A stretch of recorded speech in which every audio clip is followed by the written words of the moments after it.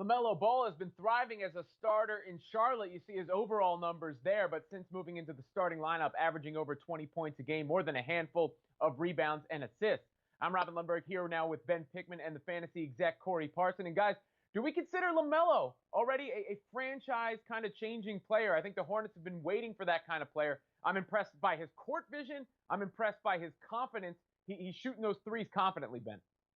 Yeah, I mean, certainly he's shown high potential, but I'm not ready to go there yet that he's a franchise centerpiece. You mentioned, Robin, he's played incredibly well of late, scoring 20 or more points in 4 of Hornets' last 6 games. But I do think, a lot on LaMelo is going to ride on the three-point shot. We've seen the court vision you mentioned. We've seen the passing, and we've seen his rebounding prowess, but it's that three-point shooting, right?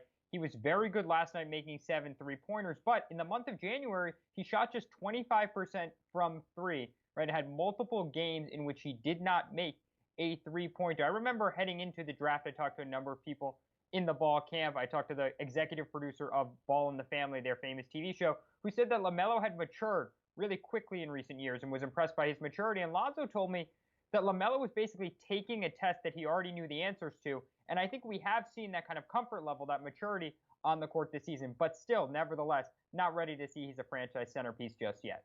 Yeah, he's finding guys, like Bridges, that Airbnb connection. Ultimately, I think he's the kind of guy that would thrive next to another star, but certainly the early returns are good, Corey. Yeah, no, I would agree right now. LaMelo is minus 400 to win the Rookie of the Year, even though I wouldn't make that bet. I think Tyrese Halliburton is going to be this season's Rookie of the Year because he's going to have the ability to take a team possibly to the playoffs. I don't think LaMelo will do that this season, but when you look at him, listen, I thought the shot was going to be a problem as well. Now, you go back, as Ben mentioned, the month of January, how he shot the three. I think as he gets more playing time and gets in the lineup more, he's going to get more comfortable with that shot.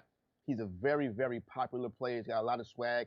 He trends on social media. That's all a big part of it. So I definitely do think he has face of franchise potential, but we're going to have to see some wins, some playoff appearances, and, things like that before we can put him in that mix. But I'm the Charlotte Hornets. I'm very pleased with the LaMelo Ball selection so far. I'll take that bet for Rookie of the Year. I'm putting it on LaMelo. But, as far as franchise changer, yeah, I got to see what the odds are. But certainly a good draft pick for that team, which hasn't exactly been their reputation.